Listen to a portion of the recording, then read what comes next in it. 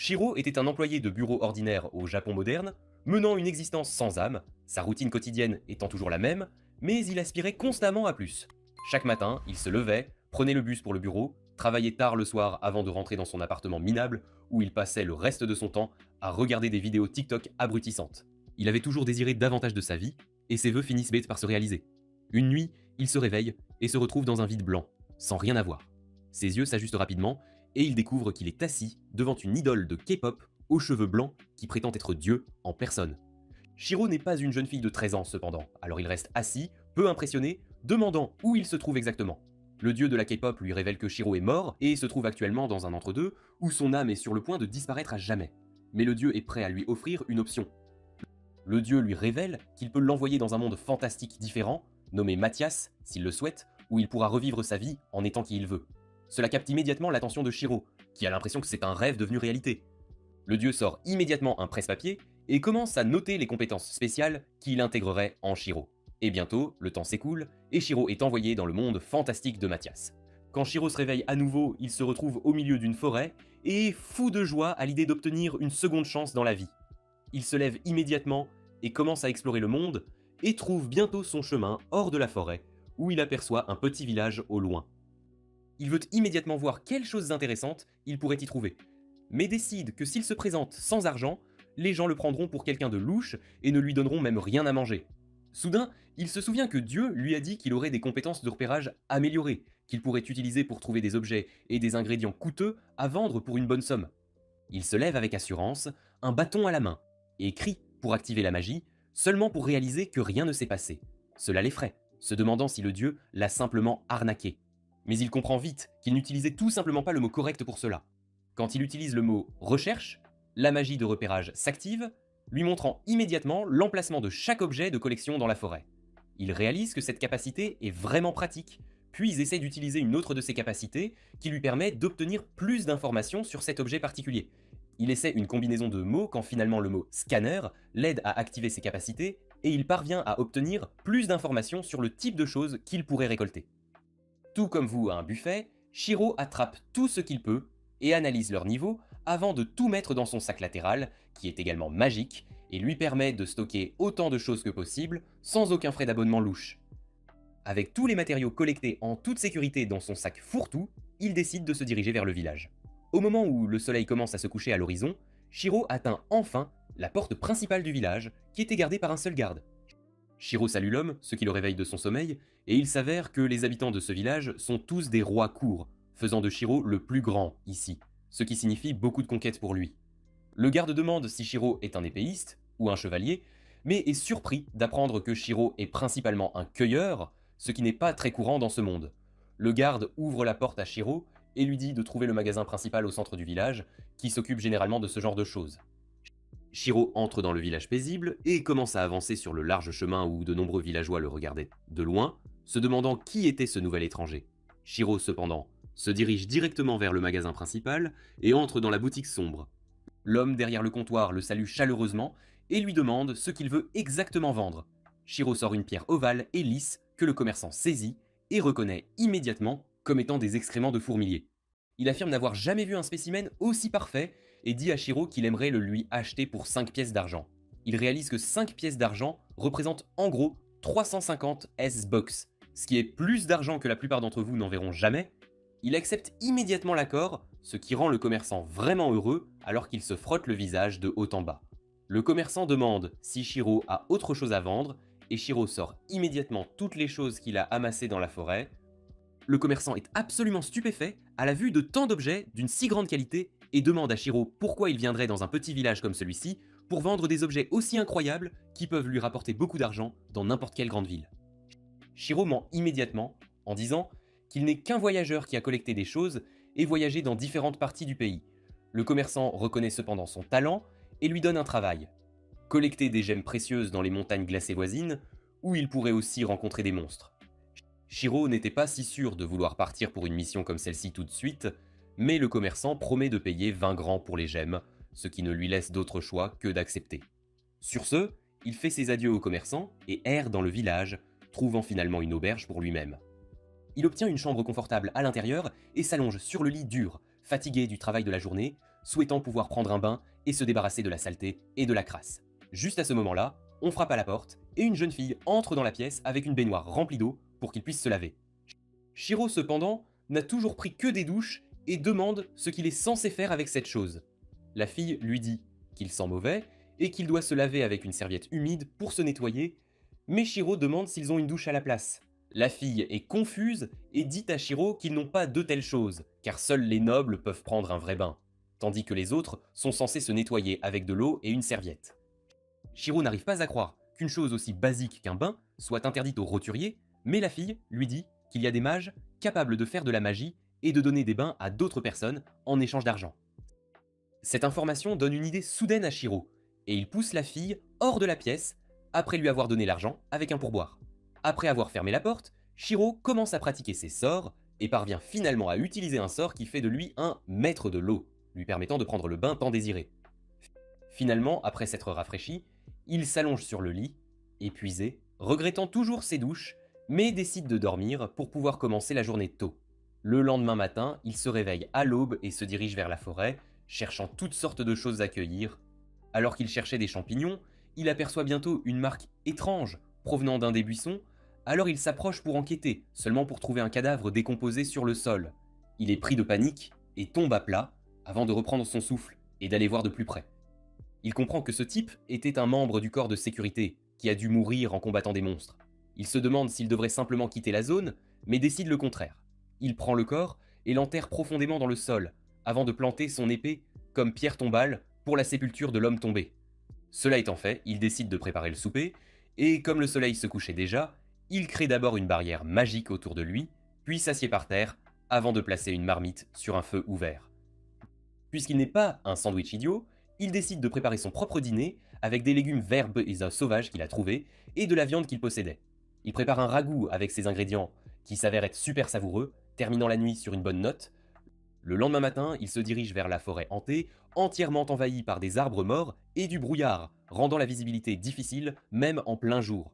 Il utilise sa magie de lumière pour voir et entre dans la forêt, sachant que cet endroit est réputé pour abriter de nombreux monstres. Mais aussi loin qu'il puisse voir, il n'y a rien de vivant à l'intérieur de la forêt. Il commence à collecter tout ce qui a de la valeur, et bientôt il en a fini avec l'endroit, et décide de sortir. Il aperçoit la lumière à la sortie et se précipite vers elle, ignorant qu'il fonçait droit vers une dangereuse corniche. Il finit par tomber dans la caverne, et aurait sûrement péri sans sa vivacité d'esprit, utilisant la magie de vol pour reprendre le contrôle et flotter en plein air. Il atterrit doucement, et pousse un soupir de soulagement, réalisant sa proximité avec la mort, décidant de prendre les choses plus au sérieux et d'être plus vigilant désormais. Il utilise à nouveau sa magie de lumière à l'intérieur de la grotte, et à sa surprise, la zone est remplie de différents types de minerais. Il sort rapidement un petit marteau et se met au travail, ciselant les minerais des roches environnantes, remplissant bientôt son sac d'une quantité décente. Il remarque un autre minerai au loin, mais un tremblement de terre soudain lui rappelle qu'il ne peut pas passer beaucoup de temps ici. Alors il utilise rapidement sa magie de boule de feu pour faire exploser la roche afin de récupérer le minerai plus vite. À sa grande joie, ce minerai s'avère être le minerai de Misril que le commerçant voulait, alors il le met rapidement dans sa poche, mais décide d'aller plus loin, même après un autre tremblement de terre. Après un moment, il remarque une lumière bleue provenant du bout du tunnel. Alors il la suit, seulement pour trouver une ouverture avec le lac le plus bleu qu'il ait jamais vu au milieu. Il descend rapidement les rochers pour scanner le lac, qui s'avère être de l'eau magique de rang SS. C'est de loin la chose la plus cool qu'il ait trouvée jusqu'à présent. Alors il décide immédiatement qu'il doit en emporter avec lui. Mais il commence à se demander s'il a une gourde assez grande pour contenir l'eau et si elle ne fuirait pas. Avant qu'il ne puisse décider quoi que ce soit, un énorme dragon noir émerge des profondeurs, projetant de l'eau partout et trempant Shiro, tandis qu'il hurle, demandant qui l'a réveillé de son profond sommeil. Shiro en a assez vu cependant et ne bronche même pas avant de revenir à son état par défaut d'employé de bureau sans âme qui s'inclinait toujours devant chaque personne de sa vie. Il s'incline devant le dragon, s'excusant d'être entré dans sa tanière. Le dragon trouve cela hilarant, car il n'a jamais vu un homme avec de tels nerfs et demande qui il est exactement. Shiro répond qu'il est un humain normal, ce que le dragon refuse de croire, car il peut sentir une énorme quantité d'énergie magique circulant à travers Shiro, qui est presque à égalité avec l'énergie magique des dragons eux-mêmes. Le dragon demande à Shiro s'il pourrait l'aider, car seule une personne dotée d'une quantité incroyable de magie pourrait l'aider dans la situation où il est bloqué. Il affirme qu'il a un œuf qui n'éclot pas même si cela fait très longtemps, et demande si Shiro pourrait l'aider avec cela. Il affirme qu'il ne lui demandera pas de le faire gratuitement, et touche simplement l'eau d'où émergent des dizaines d'énormes minerais de Mistral. Shiro accepte immédiatement l'arrangement, alors le dragon sort un œuf noir et le lance vers Shiro. Shiro saisit l'œuf, essayant d'écouter un battement de cœur avant de se demander ce qu'il est censé en faire exactement. Soudain, il se souvient que les œufs sont censés être chauds, alors il utilise sa magie de chaleur pour insuffler de la chaleur dans la coquille, ce qui commence soudainement à aspirer l'énergie de Shiro, le faisant se demander si c'était une arnaque et s'il était sur le point de mourir. Il perd connaissance et se retrouve entouré d'eau chaude, où apparaît un autre dieu, de la K-pop aux cheveux noirs, affirmant que Shiro a commencé à faire quelque chose qui perturbe le flux de ce monde. Shiro demande s'il est mort, mais le dieu répond que pas encore, et sur ce, Shiro reprend ses esprits. Se réveillant dans l'obscurité, il utilise sa magie de lumière seulement pour découvrir que le bébé dragon est sorti de sa coquille avec succès. Le dragon semble fou de joie, tandis que le bébé dragon prend pied sur le sol. Le dragon remercie Shiro pour son aide et lui demande de lui donner un nom. Comme un idiot, Shiro décide d'appeler le bébé dragon Bi, après quoi le dragon choque complètement Shiro en disant que désormais Bi restera avec Shiro lui-même. Shiro n'arrive pas à croire que quelque chose d'aussi incroyablement rare et beau puisse lui être lié, mais le grand dragon noir lui dit qu'il est déjà super fort et peut sûrement protéger le bébé. Sur ce, le dragon disparaît sous la surface de l'eau, laissant Shiro et Bi continuer leur voyage ensemble. Shiro et Bi sortent bientôt de la grotte et il fait déjà soir. Bi commence à voler joyeusement car c'est la première fois qu'elle voit le monde extérieur et Shiro réalise qu'il fera bientôt nuit. Il décide de monter le camp à proximité, puis remplit un verre avec l'eau magique du lac. L'ancien dragon a utilisé sa magie pour connecter le sac magique de Shiro au lac. Parce que l'eau magique est absolument nécessaire à la croissance de Bi, elle finit rapidement un verre, puis en demande un autre, et Shiro lui sert une recharge. Cependant, Bi le lui tend gentiment car elle veut qu'il boive l'eau nutritive et soit heureuse aussi. Après cela, Shiro utilise des pierres magiques pour créer une barrière, évitant ainsi la corvée de prononcer les sorts complets à voix haute. Il sait que les pierres magiques sont vraiment rares dans ce monde après avoir lu un livre qu'il a acheté à Shakespeare, mais ce n'est pas un problème pour lui car il peut créer des pierres magiques facilement. Il concentre la magie de chaleur dans sa paume et crée une pierre magique qui produit une flamme contrôlée pour cuisiner. Le feu allumé, Shiro commence à préparer un ragoût de viande et Bi commence à baver de manière incontrôlable en le voyant. Shiro pense qu'elle devrait pouvoir digérer un peu de ragoût et lui verse un bol. Il la prévient que c'est trop chaud, mais Bi l'avale rapidement et se brûle la langue, ce qui est assez pathétique pour un dragon. Shiro doit souffler sur le ragoût pour le rendre assez frais pour elle, et Bi le boit jusqu'à ce qu'elle soit repue et épuisée. Shiro la trouve vraiment mignonne, mais il lui demande ensuite si son père ne lui manque pas du tout. Bi saute immédiatement pour le serrer dans ses bras et lui dire qu'elle est heureuse d'être avec lui. Shiro vérifie ses statistiques et découvre qu'elle est déjà au rang B et possède des dons impressionnants. Il est choqué de lire cela, mais pense que peu importe sa force, Bi est encore une enfant, et elle a besoin d'un adulte pour la guider. Il commence à lui dire que même si elle est plus forte que lui, elle ne devrait rien faire d'imprudent et l'écouter. Mais le bébé dragon est trop endormi, et elle commence à ronfler en plein milieu de la leçon. En la voyant dormir, Shiro pense qu'il a trouvé une partenaire mignonne, mais pas dans le sens où il l'avait demandé au dieu de la K-pop, et se demande si le dieu a fait cela exprès. Le lendemain matin, Shiro escalade la falaise d'où il est tombé hier et atteint la forêt. À sa surprise, la forêt a l'air complètement différente, et il pense que ce doit être l'une des choses excentriques qui se produisent dans ce monde. Alors que Bi commence à explorer les environs, Shiro décide de chercher des objets utiles et trouve un tas de nouvelles herbes. Soudain, il ressent un étrange picotement, et l'instant d'après, Bi arrive en volant vers lui, visiblement effrayé par quelque chose. Shiro cherche immédiatement des monstres à proximité, et un tas de pointeurs apparaissent sur le radar. C'est surprenant car il n'avait trouvé aucun monstre la veille, et se demande si sa mauvaise odeur qui repoussait les monstres a été lavée. Il n'a pas peur de combattre les monstres, car il pourrait obtenir de bons matériaux après les avoir vaincus. Cependant, le danger n'est pas seulement dans la forêt, et bientôt un faucon de roche de rang C apparaît derrière lui. Bi est terrifié par la créature d'apparence féroce, mais Shiro la trouve mignonne comparée à l'ancien dragon. En lisant la description du monstre, il découvre que sa viande est savoureuse, et cela lui suffit pour chasser le monstre. Il crée d'abord un bouclier, puis tire des pointes de glace sur le faucon de roche, le faisant tomber instantanément. Shiro est content d'avoir obtenu un ingrédient, mais ensuite, Bi lui signale les monstres venant de la forêt. Il se retourne pour trouver des loups, avec des serpents en guise de queue, et décide de les affronter en combat rapproché. Il lance des sorts d'enchantement pour rendre son corps plus léger et plus rapide, alors quand le premier loup l'attaque, il l'esquive en sautant haut dans les airs. Il rend ensuite son corps ultra dur avec la magie, et donne un coup de pied à la tête du premier loup, le tuant instantanément. Les autres loups l'attaquent, mais Shiro est trop rapide pour eux. Il esquive leurs attaques et les élimine avec des coups de pied puissants et rapides. Shiro collecte la viande de tous les monstres, mais peu après, il aperçoit d'autres monstres venant de la forêt. Il est agacé maintenant, car il ne peut pas continuer à se battre éternellement, alors Bee décide de l'aider. Elle essaye de voler en le portant, et Shiro pense qu'elle ne peut pas le faire. Cependant, Bee utilise sa puissance de fille pour le soulever, et Shiro décide de l'aider en réduisant son poids. Il lance un sort pour se rendre plus léger, mais Bee ne s'y attendait pas, et s'envole soudainement très haut dans le ciel. Shiro panique et lui dit qu'elle vole trop haut, et Bee, surprise, le lâche. Shiro commence à crier en tombant au sol, mais les arbres agissent comme un coussin et il atterrit en toute sécurité. Bee vole après lui et commence à lui lécher le visage, et Shiro est légèrement agacé par elle. En se levant, il découvre qu'ils sont sortis de la forêt, car Bee était plus rapide qu'un avion de chasse.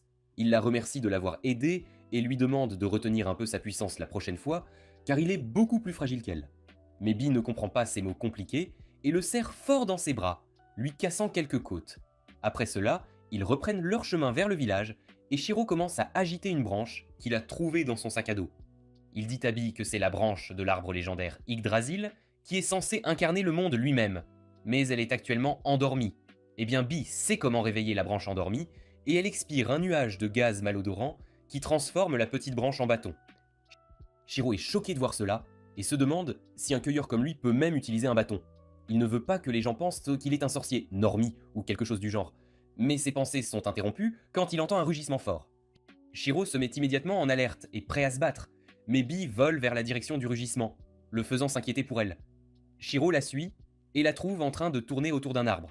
Dès qu'il atteint l'arbre, il trouve une elfe débraillée et épuisée, et lui demande si elle a été attaquée par le monstre.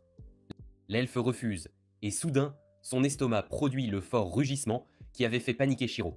La femme elfe lui dit qu'elle n'a rien mangé depuis 3 jours, et Shiro n'arrive pas à croire que le rugissement terrifiant vient en fait de son estomac. Elle demande de l'eau et il lui tend immédiatement sa bouteille qu'elle vide d'un trait. L'eau la fait se sentir mieux, mais cela ne fait rien pour apaiser sa faim, et Shiro commence à chercher une boîte à lunch qu'il avait apportée. Il offre la boîte à lunch à la jeune elfe qui la dévore avidement, puis lance un hyper faisceau de joie, disant que la nourriture est si délicieuse qu'elle a l'impression d'aller au paradis. Shiro est déconcerté car il n'aurait jamais cru que les elfes pouvaient trop se comporter de manière aussi incivilisée, mais il lui dit que la nourriture est bonne simplement parce qu'elle a été affamée pendant 3 jours. Elle est mal à l'aise avec la question, puis Shiro commence à la rôtir, disant que même les noobs qui ne savent rien emportent une boîte à lunch avec eux en voyage.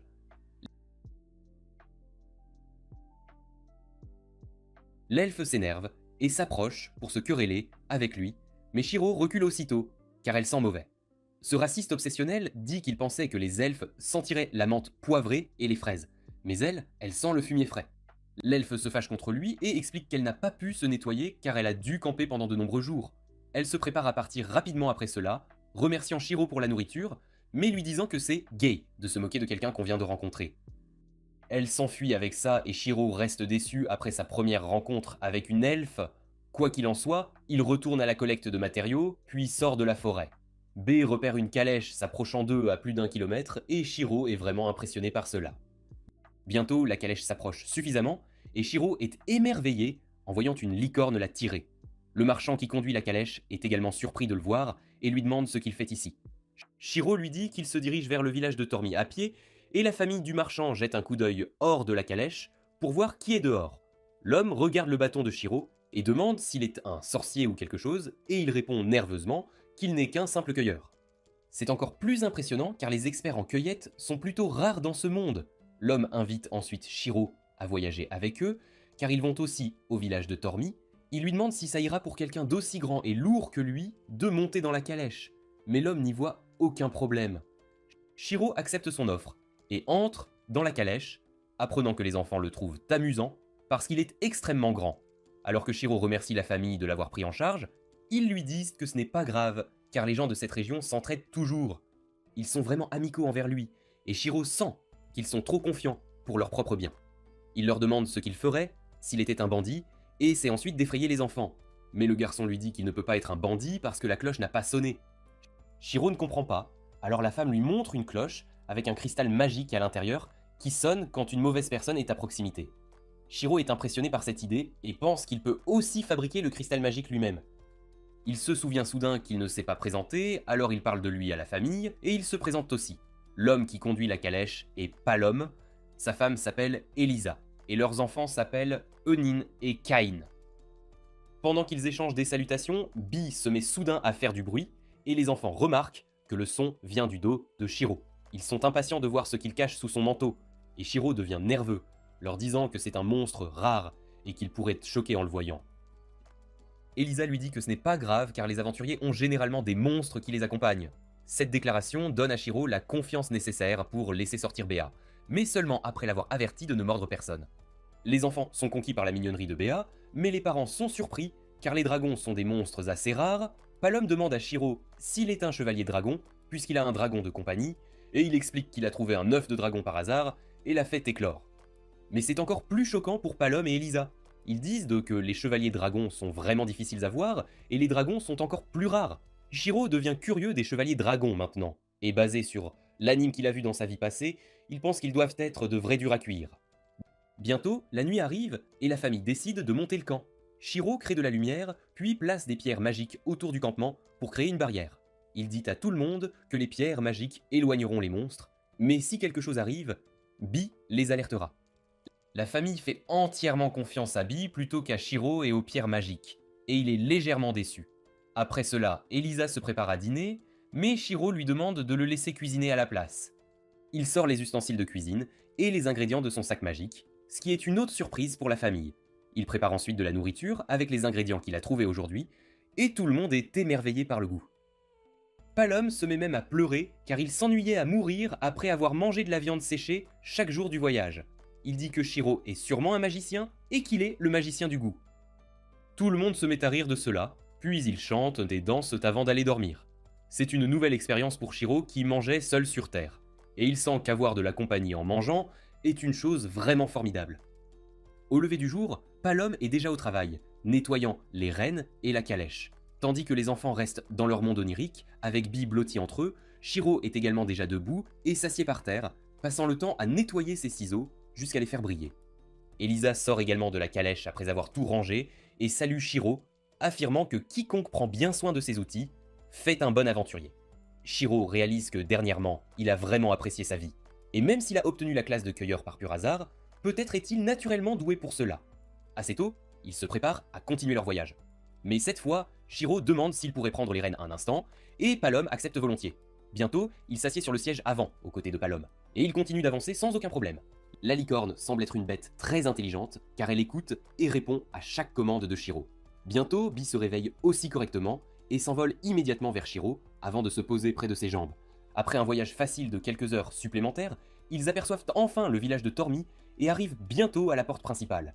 Shiro descend juste là, tandis que Palom et sa famille le remercient pour le merveilleux moment qu'ils ont passé avec lui avant de poursuivre leur chemin. Le garde semble connaître Palom, car il commente que Palom apporte toujours le printemps avec lui. Cela intéresse Shiro, et il demande au garde ce que Palom fait exactement, et le garde répond que Palom et sa famille courent après les régions plus chaudes, car il est tisserand de métier. Ainsi, chaque fois que Palom arrive dans ce village, cela signifie que le printemps et les étés chauds sont également là. Selon le garde, il y a eu moins de gibier à chasser dans ces zones récemment aussi, ce qui fait réaliser à Shiro pourquoi Palom était si content de la nourriture. Il remercie le dieu de lui avoir donné la capacité d'être un bon cueilleur, car il n'a jamais vraiment à se soucier de trouver de la nourriture ou de l'argent. Un peu plus tard, il va rencontrer le commerçant, qui lui a confié la quête et lui montre tous les butins qu'il a obtenus. Le commerçant passe un bon moment à examiner les objets un par un, mais il semble particulièrement intéressé par l'une des roches. Bientôt, il se tourne vers Shiro, lui demandant où il a trouvé cette roche particulière. Comme ce n'est pas seulement un minerai de mithril, mais un minerai de mithril magique, Shiro n'en a aucune idée, mais le commerçant affirme que c'est la matière des légendes. Cela secoue enfin Shiro, qui demande si c'est cher, et le commerçant essaie de lui faire réaliser l'ampleur de cette découverte, en lui disant que cette pierre contient une immense quantité de mana concentré, et que même 2 ou 3 pierres suffiraient à remplacer toutes les pierres magiques de ce royaume. Shiro est choqué par cela, mais ne veut pas révéler sa compétence spéciale, alors il prétend l'avoir trouvée par pur hasard. Le commerçant n'y croit pas, affirmant que même s'il l'a trouvée au hasard, Il possède certainement beaucoup d'habileté en plus d'une bonne dose de chance. Il dit à Shiro que ses compétences sont gaspillées ici et qu'il devrait se diriger vers la prochaine grande ville depuis ce village, connu sous le nom de Belkan. Là, il trouvera des gens qui ont réellement les fonds pour acheter des choses comme ça, et cela lui permettra aussi d'en apprendre davantage sur ce monde. Il lui suggère également de rejoindre une guilde qui pourrait lui fournir des connaissances de niveau avancé, ce qui l'aidera certainement dans ses aventures futures. Plus tard cette nuit-là, il se détend dans sa chambre et commence à chercher plus d'informations sur les guildes et les aventuriers. Réalisant qu'être un aventurier peut en fait être vraiment bénéfique pour lui, mais il n'est pas pressé. Il décide que sa prochaine étape serait de partir et de rejoindre une guilde. Mais pour l'instant, il va rester un certain temps autour de Tormy. Quelques jours passent, pendant lesquels il offre la bête qu'il a tuée il y a quelques jours pour être cuisinée pour tout le village. Comme il y avait une pénurie de gibier, tout le monde a adoré le goût de la viande, et probablement la salmonelle. Même les méchants du village s'amusaient, donc mission réussie. Il passe quelques jours de plus à errer dans le village pour cueillir des choses, mais se prépare bientôt à partir. La gentille vieille dame lui donne un tas d'assaisonnements et d'épices à emporter pour le voyage, avant de lui dire que les villageois aimeraient le garder plus longtemps, car ils se sont tous habitués à sa présence. Shiro promet de revenir un jour, mais pour l'instant, il doit avancer dans son voyage, pour s'assurer qu'il est correctement approvisionné. La vieille dame lui fournit un tas de repas faits maison emballés, car le voyage vers Belkem est long, et lui prendra près d'un mois à accomplir. Elle lui dit de revenir dans ce village s'il a le mal du pays, et Shiro la remercie avant de retourner dans sa chambre. Il endort Bee pour le long voyage de demain, et était sur le point de se coucher pour la nuit également. Quand il pense à quel point le village a été gentil avec lui jusqu'à présent, et pense à la façon dont il devrait probablement donner quelque chose en retour aussi. Avec cela, il se lève de son lit et se dirige vers la table où il regarde la lanterne et la pierre de mithril magique. Avec cela, il pense à la façon dont le garde du village doit rester dehors, jour après jour, juste pour s'assurer qu'aucun monstre n'entre dans le village. Alors, il utilise sa créativité et le mana de la pierre magique pour fusionner la lanterne et créer un nouvel objet magique. Le lendemain matin, quand il fut prêt à partir, tout le village vint le saluer pour son voyage. Il réalise à quel point ce petit village est devenu sa véritable maison maintenant, où il reviendra certainement. Alors il leur offre l'objet magique qu'il a créé. Il dit aux gardes que cet objet peut lancer une barrière magique autour d'eux, ce qui les protégera de tout monstre nuisible qui s'approcherait d'eux. Le village est plus que reconnaissant pour un cadeau aussi incroyable, mais le commerçant prend l'objet dans ses mains et l'examine. Avant de demander à Shiro s'il a utilisé la pierre de mithril magique pour cela, il ouvre le fond et la sort, seulement pour trouver la pierre juste là. Mais avant qu'il ne puisse résister et dire à Shiro de prendre la pierre avec lui, Shiro s'enfuit, disant au commerçant de la garder pour le village. Tout le village lui fait signe d'au revoir, alors que son voyage recommence enfin. L'air matinal est vif sur son visage, alors qu'il erre à travers les champs ouverts, profitant de la belle journée quand soudain, il tombe sur un énorme monstre crabe. Au début, ça lui fait une peur bleue, mais il décide de vérifier les statistiques de la bête, réalisant que c'est un monstre de rang C, ce qui signifie qu'il ne devrait pas être trop difficile à gérer. Il remarque aussi que le crabe est censé être comestible, ce qui lui met l'eau à la bouche alors qu'il dit à Béa que la chair de crabe est vraiment délicieuse. Il se prépare au combat et utilise sa magie pour durcir son corps. Mais avant même qu'il ne puisse planifier une attaque, Béa s'élance et utilise son souffle supersonique qui l'abat immédiatement. Avant qu'il ne puisse le découper, cependant, deux autres crabes sont apparus autour de lui. Se déplaçant de côté, il commence à formuler un plan. Pensant que les crabes ne pouvaient se déplacer que latéralement, ce qu'il pourrait utiliser à son avantage, mais à son horreur, les crabes courent immédiatement droit sur lui, sans aucun temps pour esquiver l'attaque. Il se demande si c'est là que son voyage se termine. Mais heureusement, Bee n'est pas aussi incompétente que lui, et le saisit par le col avant de le soulever en l'air, tandis que les deux crabes se heurtent violemment l'un à l'autre. Les deux crabes meurent instantanément. Mais le danger n'est pas encore terminé, car le premier se relève et recommence à courir vers lui. Shiro cependant est mieux préparé cette fois, et sort son bâton avant de frapper un coup de circuit, tuant le monstre instantanément. Ce soir-là, il se prépare pour un copieux dîner, alors Shiro utilise ses enchantements pour renforcer sa main, l'utilisant pour découper les pattes de crabe avant de les mettre toutes dans une marmite et d'ajouter de l'eau avec d'autres épices pour créer un ragoût épais. Une fois la viande cuite, ils ont cassé la carapace et ont pris leur première bouchée de crabe dans ce nouveau monde, aimant immensément les saveurs. Shiro est satisfait de lui-même alors qu'il dit à Bee à quel point il se sent incroyable et à quel point il a hâte qu'il voyage davantage pour pouvoir goûter plus de saveurs de ce monde merveilleux. Apparemment, les villageois étaient des menteurs, car je suis presque sûr qu'il ne lui a pas fallu un mois pour atteindre la ville de Belt, qui est une immense structure protégée, entourée d'un côté par l'eau. Il se met en ligne avec d'autres paysans pour entrer dans la ville, mais réalisant qu'il pourrait se faire remarquer, il utilise sa magie pour que son sac magique redevienne normal, et dit même à Bee de se cacher un moment. Bientôt, il est appelé par le service d'immigration, où l'on vérifie ses bagages et son identité, pour s'assurer qu'il n'est pas là pour renverser des tours. Ils semblent très laxistes cependant, car ils utilisent simplement un scan magique de base pour vérifier s'il a un casier judiciaire, tandis que la femme vérifie son sac, mais ne trouve rien d'anormal. Shiro est intéressé de savoir à quoi ressemblent ces statistiques pour les autres, mais il réalise qu'elles doivent paraître normales, car le dieu s'est assuré qu'il ne se ferait pas remarquer. Le gars lui dit qu'il semble être tout à fait en règle, mais qu'il a une certaine bénédiction du dragon qui les déroute. Shiro décide de révéler la vérité et leur montre Bi, qui sont immédiatement conquis par sa mignonnerie.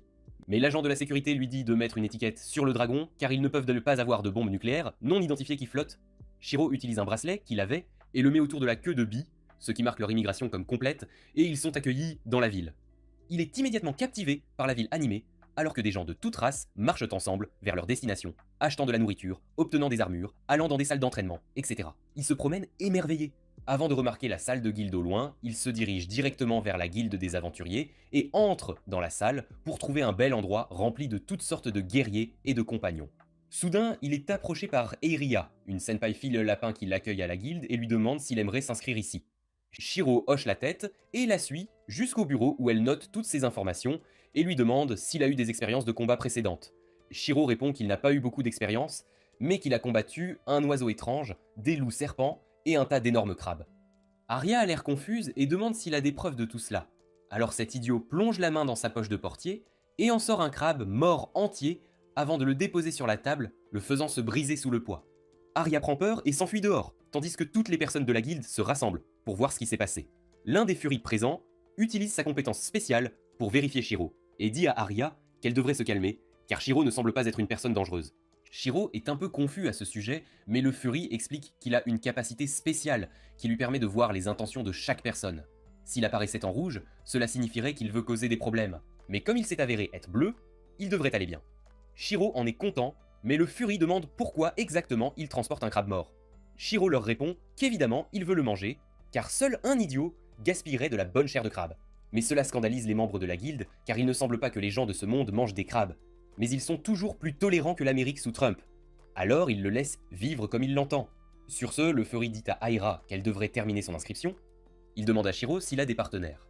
Et Shiro répond que son seul partenaire est son dragon Bi pour l'instant. Cela choque vraiment les spectateurs car ils n'ont pas vu beaucoup de dragons dans leur vie. Et pour une personne d'être un cueilleur, ce qui est en soi une classe rare, et d'avoir ensuite une bête super rare, est presque impossible. Pourtant, Shiro se tient là. Il commence immédiatement à attirer toute l'attention, alors que plusieurs guildes commencent à l'inviter à leur fête. Eiria décide de l'emmener dans la pièce voisine pour un peu d'intimité. Mais alors que Shiro s'attendait à une petite gâterie sous la table, tout ce qu'il a obtenu était une marque de guilde sur sa candidature, prouvant qu'il est un véritable aventurier. Avec cela, sa candidature est complète et Eiria lui décerne un bracelet de cuivre, désignant son rang F, là où tout nouveau membre doit commencer. Shiro ne s'en soucie pas, cependant, alors qu'il commence à imaginer toutes les incroyables aventures qu'il va pouvoir vivre maintenant. Cela fait un demi-mois depuis l'arrivée de Shiro dans cette ville, et il est déjà devenu un favori. Il apporte constamment des articles de très bonne qualité qui se vendent en un rien de temps, le désignant comme le meilleur cueilleur de la ville de loin. Cela lui vaut encore plus de missions où les clients le demandent spécifiquement, car il ne facture pas de frais exorbitants, mais leur donne des articles qui valent leur argent. Il retourne à la guilde une fois de plus, déposant la nouvelle cargaison de champignons magiques qu'il a obtenue de Mike Tyson. L'homme bête, derrière le bureau, inspecte les champignons, car il sait que Mike ne préfère que les meilleurs champignons, sinon il mordrait les oreilles de quelqu'un. Avec Shiro, cependant, il n'a pas vraiment à s'inquiéter car les champignons sont toujours de première qualité. Avant même qu'il ne puisse le payer, Arya se faufile dans la pièce avec un tas d'autres quêtes pour lui, affirmant qu'ils ont reçu beaucoup de commandes, qui demandent pour Shiro en particulier, en tant que cueilleur. Shiro regarde le nombre de quêtes qu'elle tenait dans ses mains et lui dit qu'il ne peut pas tout faire en même temps, alors il en prend la moitié, tandis qu'Eiria garde l'autre moitié en lieu sûr. Cela étant fait, Shiro décide de se détendre un peu et se dirige vers les bains publics pour prendre un bon bain chaud, ce qui lui enlève complètement la douleur du corps. Il pousse un soupir de soulagement, alors que l'eau chaude caresse son corps comme le baiser d'un amant, tandis que même Bi semble s'amuser en nageant dans l'eau, libre de tout souci. Shiro se souvient à quel point l'eau du bain était dégoûtante et sale quand il est arrivé ici pour la première fois. Mais grâce à sa magie, il est capable de recycler de l'eau chaude propre, offrant ainsi un cadeau aux gens de cette guilde. Ses pensées sont interrompues par un homme lézard de couleur argentée nommé Clay, qui entre dans les bains publics, saluant Shiro et lui demandant comment il va. Shiro répond qu'il va bien avant de demander pourquoi il est ici, car il est généralement en aventure quelque part à cette heure-ci. Clay entre dans le bain à côté de Shiro, répondant qu'il n'aurait pas été là à cette heure non plus, mais que ses vieilles cicatrices le faisaient souffrir, ce qui lui causait beaucoup d'irritation, alors il est venu ici pour que l'eau chaude les apaise un peu, Il tourne ensuite son attention vers Shiro, affirmant qu'il a récemment entendu des rumeurs selon lesquelles Shiro peut utiliser la magie de guérison, car il a apparemment utilisé sa magie pour soigner un pauvre homme malade des bidonvilles. Shiro sourit simplement, répondant qu'il a juste reproduit quelque chose qu'il avait déjà vu une fois. Clay demande ensuite s'il a pris de l'argent aux habitants des bidonvilles, mais il connaît déjà la réponse qu'il ne ferait rien payer au pauvre homme. Il dit à Shiro que s'il le voulait, il pourrait faire fortune en utilisant sa magie de guérison pour soigner les gens, car les guérisseurs sont très demandés en tout temps. Mais Shiro se demande si les guérisseurs, qui facturent des sommes exorbitantes pour un X, commenceraient à le haïr. Clay se contente de rire, lui demandant s'il a bien reçu l'avis pour augmenter son rang, mais Shiro répond qu'il est parfaitement satisfait de la situation actuelle et qu'il ne souhaite pas nécessairement changer de rang, car il préfère rester à l'écart des feux de la rampe, loin de toute attention. Clay lui rétorque que s'il continue d'agir de la sorte, il serait de plus en plus propulsé sous les projecteurs, risquant ainsi de se créer des ennemis qui feraient absolument tout pour le voir anéanti. Après ce précieux conseil, Clay se lève du bain et s'en va. Après ce bain des plus relaxants, il retourne auprès de la réceptionniste où il est payé pour son travail, tandis que Bee grignote tranquillement quelques crackers. Mais la réceptionniste finit par lui demander une fois de plus quand Shiro compte-t-il exactement augmenter son rang. Shiro sourit et refuse, affirmant qu'il doit encore perfectionner certaines choses, avant même d'envisager d'augmenter son rang. Il sait pertinemment que la guilde pourrait probablement lui obtenir des missions bien mieux rémunérées s'il était d'un rang supérieur, ce qui serait bénéfique pour lui et pour la guilde également. Mais pour l'instant, il se trouve dans une excellente position, où il est rémunéré pour ce qu'il fait, sans sacrifier le moindre de ses libertés personnelles. Au moment même où il s'apprêtait à descendre dans sa chambre, un messager entre en trombe dans la guilde, criant que la ville allait être attaquée par une horde de gobelins. Immédiatement, toute la guilde se met en branle, appelant les guerriers, préparant leurs armures et leurs boucliers, tandis que le maître de guilde interroge l'un des éclaireurs sur les aventuriers de rang A, qui se trouvent encore en ville, pour savoir qui est disponible. La petite fille, ressemblant à une souris, répond que seul Clay est disponible pour le moment.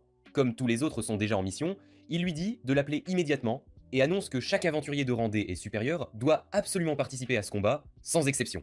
Shiro observe le chaos se déployer, mais décide que ce n'est pas son problème, étant donné qu'il est toujours de rang F. Cependant, le maître de guilde finit par l'appeler lui aussi, affirmant qu'ils ont absolument besoin de son aide à l'instant même. Le maître de guilde révèle que les gobelins vont probablement attaquer par le côté ouest et tenter de forcer la porte principale.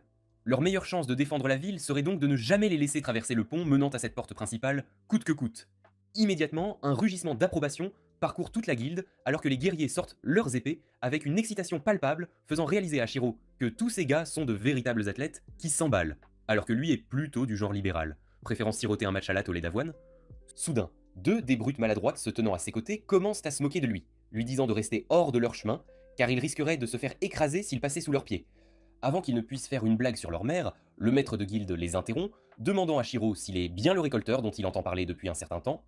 Il affirme que certaines personnes au sein de la guilde l'ont encensé et loué sans aucune condition, et c'est précisément la raison pour laquelle le maître de guilde est également impressionné par le fait décide de le mettre à l'épreuve, afin de voir s'il est vraiment à la hauteur ou non, et s'il mérite cette réputation. Il lui laisse se tourne vers Shiro et s'excuse. Les aventuriers de rang F sont généralement écartés de ce genre d'événement, mais Grit a dû percevoir quelque chose de spécial en lui. C'est pourquoi il permet à Shiro de participer au combat, malgré son rang. Cela semble être le tout premier combat pour Mew également, car elle est surexcitée à l'idée de finalement rencontrer de véritables ennemis sur le champ de bataille.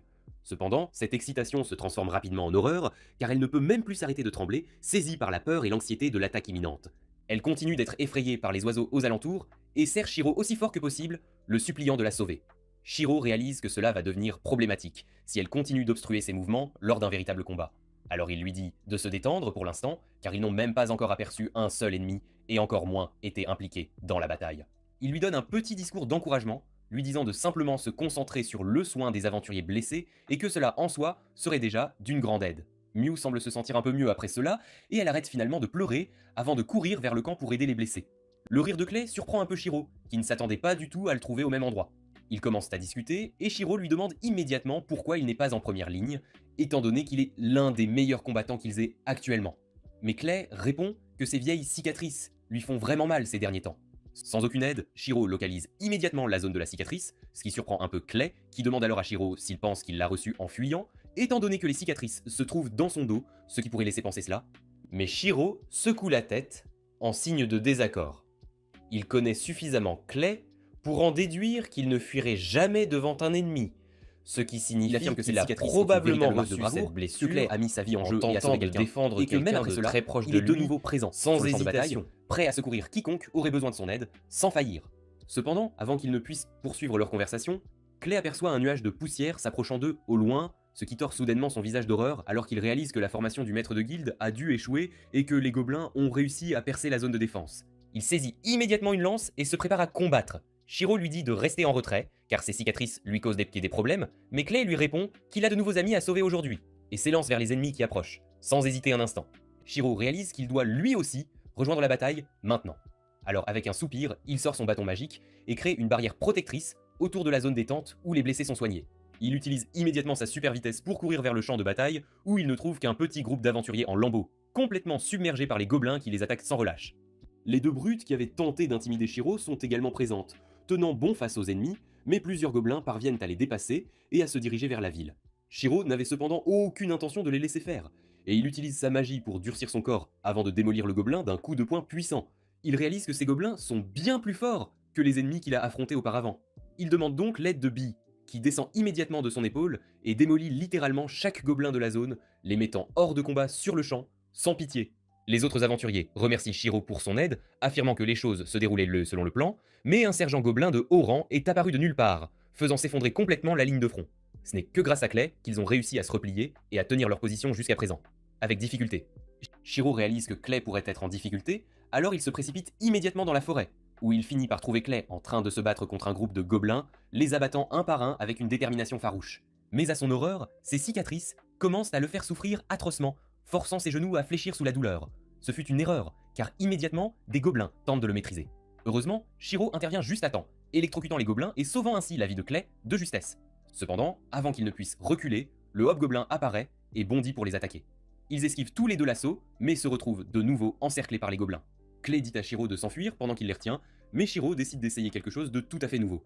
V électrocute un groupe de gobelins, provoquant une certaine confusion, pendant laquelle Shiro sort l'eau de mana de la grotte et en asperge Clay avant de réciter un sort de guérison. Ce sort non seulement guérit complètement son dos, mais le transforme également en Kaiju numéro 8, une créature gigantesque. Après cela, Clay parvient à détruire absolument chaque gobelin, tout seul, avec une force incroyable, et au moment où la pluie cesse de tomber, Clay est le seul à rester debout. Le maître de guilde arrive également sur les lieux, remerciant Shiro pour son soutien continu et promettant de le récompenser généreusement pour son aide précieuse. Plus tard ce soir-là, Clay entre dans la chambre de Shiro, ayant retrouvé son apparence normale. Il demande à Shiro ce qu'il lui a exactement lancé, et Shiro explique que l'eau était de l'eau de lac riche en mana, provenant directement de la tanière d'un ancien dragon, une source très puissante. Clay répond que ses ancêtres étaient autrefois des dragons, mais que lui n'est désormais rien de plus qu'un simple lézard. Cependant, grâce à Shiro, il a réussi à se transformer en une forme de demi-dragon. Mais Shiro lui affirme qu'il est bien trop effrayé pour l'utiliser, et demande à Shiro les conséquences. Exactement. Shiro décide finalement de lui dire la vérité, répondant qu'il a été réincarné dans ce monde après être mort dans un autre, une révélation inattendue. Clay a du mal à le croire, mais après tout ce qu'il a déjà vu, il ne peut plus vraiment douter de ses propres expériences. Il décide Seki d'en rester là pour la nuit, et retourne se coucher. Shiro se réveille tôt, le lendemain matin, et sort dans la ville pour explorer davantage, avec curiosité. Lorsqu'il découvre une boutique vendant toutes sortes de marchandises, il s'arrête et observe attentivement depuis la vitrine. Quand le commerçant arrive pour ouvrir le magasin, il lui demande s'il est intéressé par des armes ou des artefacts anciens, avec un air curieux. Shiro demande immédiatement à la fourrure si elle vend des ciseaux pour la récolte de matériaux dans sa boutique, et elle répond qu'elle n'a rien de tel en stock. Elle comprend aussitôt que Shiro est le récolteur dont tout le monde parle, et lui dit qu'elle peut lui procurer des ciseaux de très bonne qualité, sans problème. La fourrure se présente comme Ribble, et explique que leur chef forgeron est un véritable maître, capable de fabriquer n'importe quel type d'outil. Cependant, si Shiro souhaite qu'il lui crée des ciseaux, il devra d'abord trouver certaines choses spécifiques que le forgeron recherche activement. Shiro est un peu confus par cette demande, alors Ribble le conduit à l'intérieur du magasin.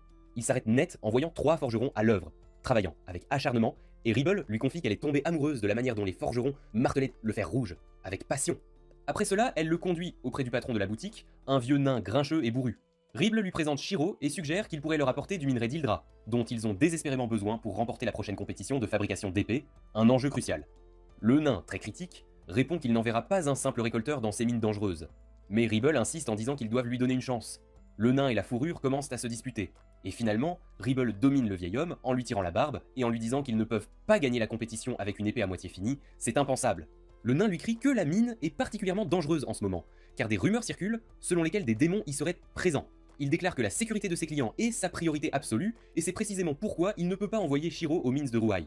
C'est hors de question. Ribble est ému en entendant à quel point le vieil homme se soucie de ses clients, et s'excuse auprès de Shiro pour lui avoir fait perdre son temps.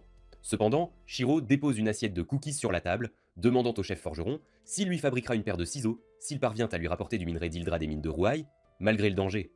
Le nain panique en entendant cela, car il ne veut absolument pas être tenu responsable de la mort de quiconque, mais Shiro l'assure qu'il est parfaitement capable de se protéger lui-même.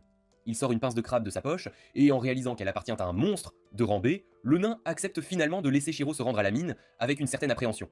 Le lendemain, Shiro monte dans une calèche avec d'autres aventuriers, en direction des mines de Ryuai, et Bi continue de danser, excité à l'idée de partir pour un nouveau voyage. Pendant ce temps, les autres aventuriers discutent des choses étranges qui se sont produites récemment dans la région, comme des plantes qui se flétrissent de nulle part, et des sons inquiétants provenant des forêts environnantes. Shiro devient un peu mal à l'aise en entendant cela, et se demande si ces événements se produisent à cause de lui, mais il chasse rapidement ses pensées de son esprit. Une fois descendu de la calèche, il passe devant un marchand de chevaux, et commence à rêver qu'il aimerait posséder un cheval un jour, pour ses propres aventures. Soudain, il entend une voix familière provenant du bâtiment, criant après le marchand pour l'avoir escroqué. Il s'avère que c'est l'elfe stupide qui l'a sauvé plus tôt dans la forêt, et elle est en train de dire au marchand qu'elle avait commandé un cheval blanc fort, capable de courir si vite qu'il pourrait voler, un véritable destrier. Cependant, le marchand lui donne un gigantesque oiseau blanc à la place, et l'elfe ne l'accepte absolument pas. Le marchand de chevaux lui explique qu'ils sont très inclusifs dans ces parages, et que toute créature capable de transporter des marchandises est appelée un cheval, quelle que soit son espèce. Quelle que soit l'espèce, la jeune elfe réalise immédiatement que c'était son erreur de penser qu'un magasin de chevaux vendrait de véritables chevaux. Elle s'excuse de ne pas avoir formulé sa commande plus clairement, car elle voulait en fait un Pégase, et le marchand lui dit qu'elle ne peut en trouver que dans le royaume nain, et nulle part ailleurs. Shiro entend toute la conversation de loin, car il ne veut absolument pas s'impliquer à nouveau avec cette femme un peu folle. Même s'ils se dirigent tous les deux dans la même direction, il décide de récolter quelques matériaux en chemin, et entre immédiatement dans la forêt pour cueillir des champignons et des fleurs, avec précaution. Alors qu'il cueille les fleurs, il entend un rugissement puissant, mais cette fois, il sait que ce n'est pas un monstre. Il suit le son et trouve la femme elfe presque évanouie de faim. Une fois de plus, il lui donne de l'eau et de la nourriture, pensant qu'elle doit avoir un cerveau vraiment lent pour n'avoir absolument rien appris de l'incident précédent. C'est incroyable. Dès que l'elfe a fini de manger, elle est pleine d'énergie et se lève pour remercier Shiro. Cependant, il ne supporte absolument pas la terrible odeur qu'elle dégage et utilise instinctivement un sort pour la nettoyer. Elle est agréablement surprise par cela et lui demande ce qu'il lui a fait, avec curiosité. Shiro répond qu'il a utilisé un sort pour la nettoyer parce qu'elle était en train de ruiner l'image qu'il se faisait des elfes en tant que race. La femme elfe se présente alors comme Vel et remercie Shiro de l'avoir sauvée à 2 reprises. Il lui dit que ce n'était rien d'important et commence à s'éloigner. Mais Vel l'arrête, affirmant que les elfes remboursent toujours leur faveur et qu'elle veut l'aider d'une manière ou d'une autre, coûte que coûte. Shiro lui dit clairement qu'il n'a besoin de rien en retour, alors Vel insiste en disant qu'elle l'aidera dans son travail dans ce cas précis. Bi s'envole vers elle et Vel remarque avec un sourire que même le dragon semble l'approuver, ce qui est un bon signe. Shiro décide qu'il n'y a aucun mal à la laisser l'accompagner jusqu'à la prochaine ville, et il se remet à s'occuper de la cueillette des champignons. Vel vient bientôt le voir, lui disant qu'elle a trouvé une rare déjection de monstre qui se vend très cher, mais il s'avère que ce n'est qu'une simple crotte, sans valeur particulière.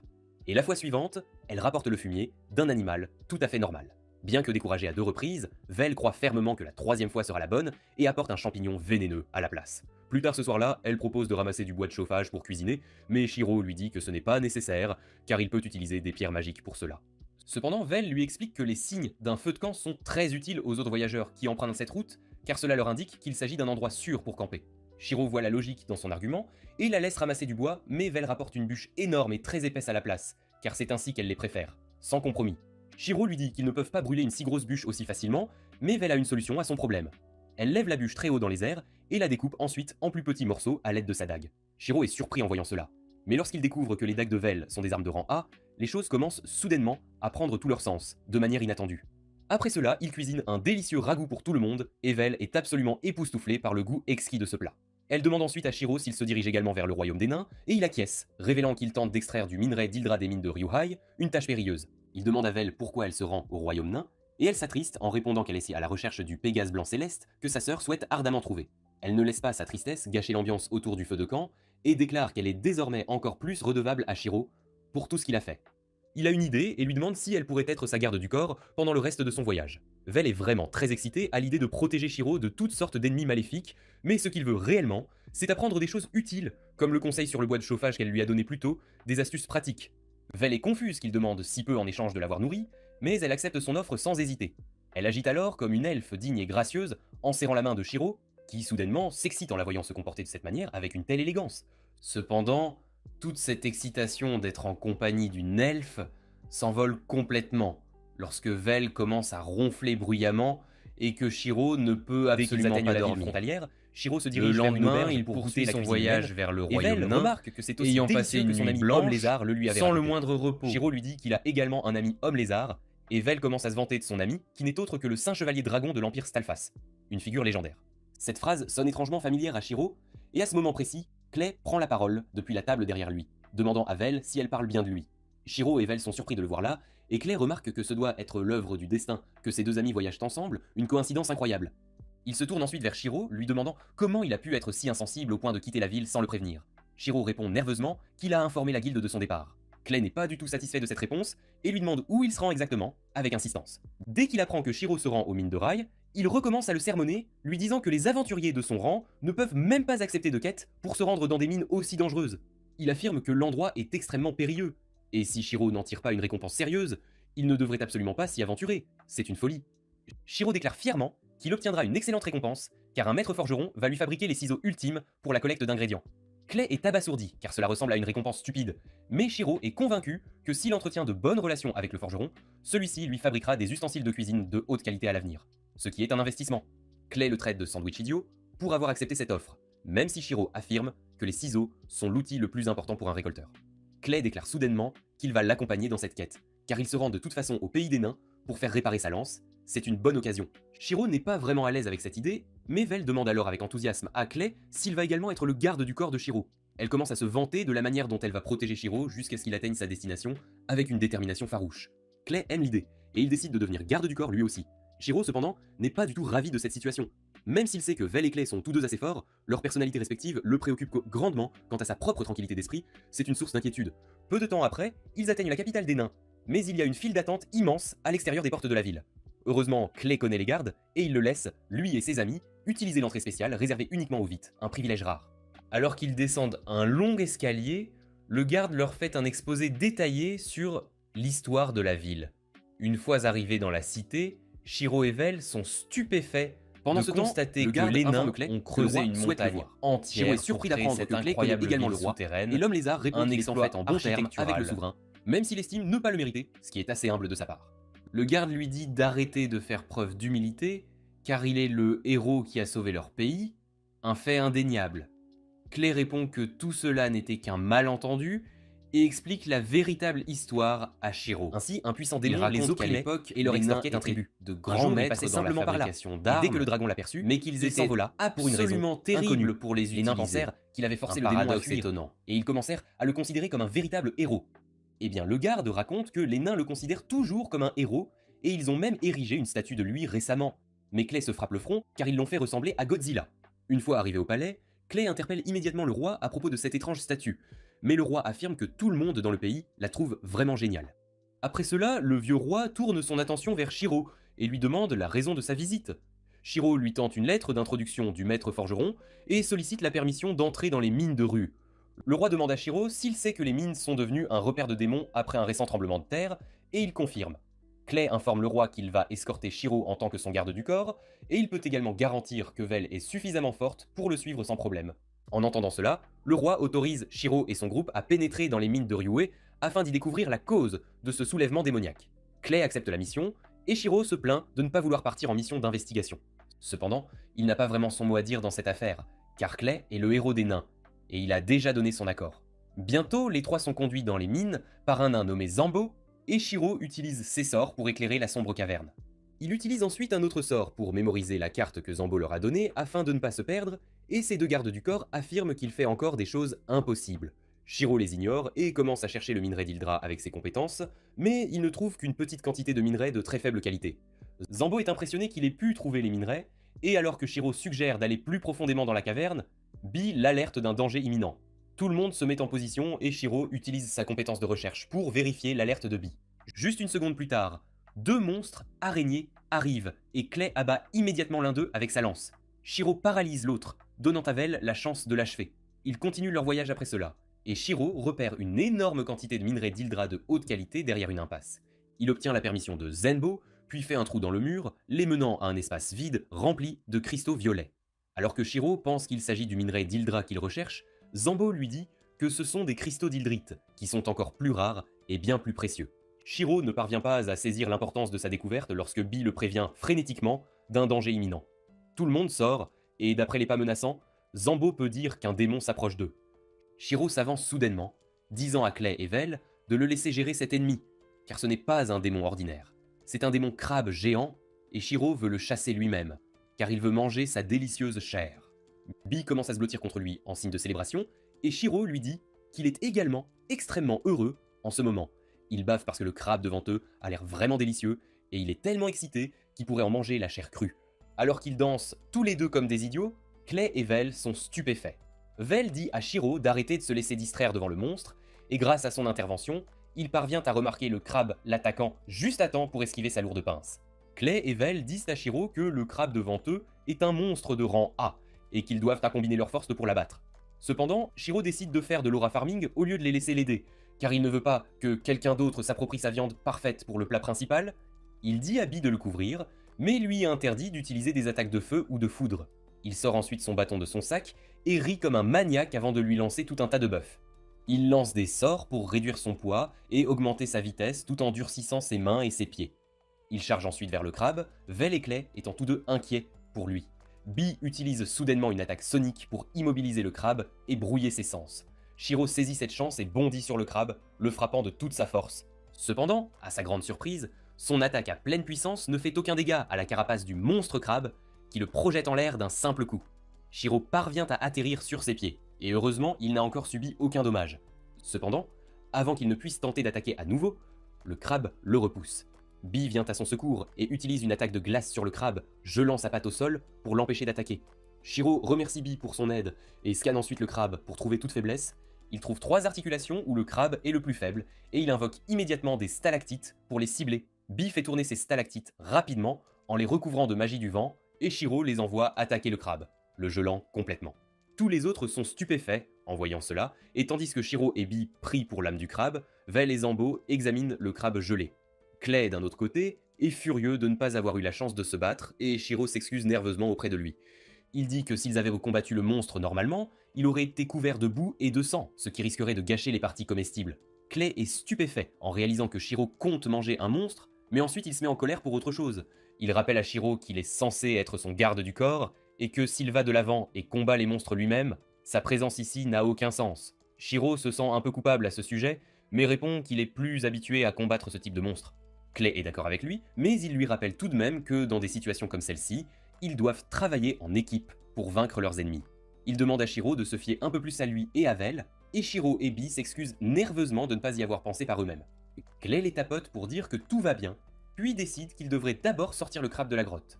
Une fois cela fait, Shiro et les autres extraient les cristaux d'Ildrid de la zone, mais il dit au guide nain qu'il reçoit toujours des lectures des parties plus profondes de la grotte. Il suggère qu'ils peuvent l'explorer pour trouver une quantité encore plus grande d'Ildrit, et le nain Zambo se met à pleurer parce que Shiro a trouvé une nouvelle veine minérale pour eux. Le voyant ainsi, Shiro pense que peut-être tous les changements bizarres qui se produisent sur tout le continent sont dus au fait qu'il a rencontré le père de Bee. Il sent que ses actions là-bas ont changé le cours de l'histoire, et maintenant il réalise enfin ce que le dieu de la K-pop voulait quand il l'a envoyé dans ce monde. Alors que ses amis commencent à rentrer, Shiro réalise que ses actions égoïstes ont déjà commencé à changer le monde, et il espère que ce changement sera positif. Bientôt, tout le monde retourne au château, et Shiro dit au roi qu'ils ont terminé leur enquête en toute sécurité, et ont même éliminé la plus grande menace qui y régnait.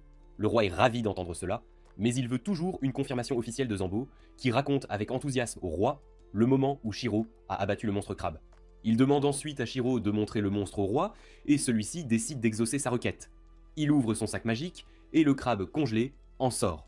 Toute la salle du trône tremble sous le poids du monstre, et le roi n'en croit pas ses yeux. Il s'approche pour bien saisir la taille du monstre, et déclare ensuite que l'acte courageux de Shiro est digne d'une récompense. Shiro demande immédiatement le monstre comme récompense, et le roi est choqué car il n'y voit aucune valeur. Peu après, Shiro et ses amis se rendent en ville, et Vel est heureuse car ils ont reçu beaucoup d'argent du roi. Cependant, Shiro s'en moque éperdument, car il rêve de toutes les façons dont il pourra cuisiner le crabe. Clay est un peu effrayé par le fait que Shiro et Bee deviennent tous deux du Lulu à des moments aléatoires. Mais Shiro lui dit que le crabe sera plus précieux qu'il ne le pense. Le lendemain, Belle reçoit un Pégase en cadeau du roi, car il a appris qu'elle en cherchait un. Belle est ravie de voir le cheval ailé, et pendant ce temps, Zambo rend à Clay sa lance réparée. Belle monte sur le Pégase, disant à Shiro qu'il est destiné à sa sœur, alors elle rentrera immédiatement chez elle avec. Elle lui dit qu'elle lui doit énormément, et même si elle passait sa vie à essayer de le rembourser, cela pourrait ne pas suffire. Shiro répond que c'est déjà réglé, parce qu'il a eu un crabe. Juste à ce moment-là, leur calèche arrive, et Shiro dit au revoir à Vel. Elle lui dit qu'ils se reverront certainement, et s'en va avec ça. Quelques jours après, Shiro et Clay atteignent leur ville, et Bunny Girl Senpai les accueille.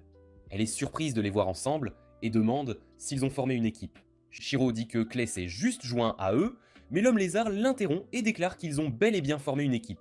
Aria est vraiment excitée en entendant cela, et elle s'empresse d'aller informer le maître de guilde, tandis que Shiro lance un regard de côté à Clay.